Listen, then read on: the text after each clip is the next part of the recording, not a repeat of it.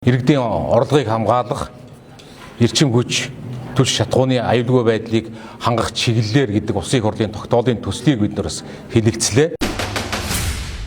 Энэ нь улс орны нөхцөл байдлыг харахад эрх баригчид та бүхэнд ард иргэдэд ганцхан зүйл ярьж байгаа. Гадаад нөхцөл байдал хүнд байгаа учраас бид нар хэцүү байна гэж ярьж байгаа.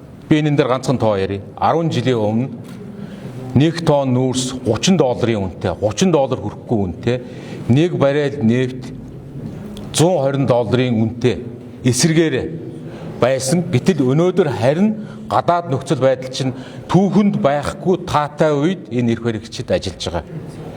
Жилийн өмнө $10 жилийн өмнө $30 байсан 1 тонн нүүрс сүүлийн хэдэн жилийн туршид $100-аас дээш. Одоо баррел нефть тэр үед $120 байсан баррел нефть одоо өсөөд $70. Тэгэхээр гадаад нөхцөл байдал ямар их таатай орчин нөхцөлд эрх баригчид ажиллаж байгаа.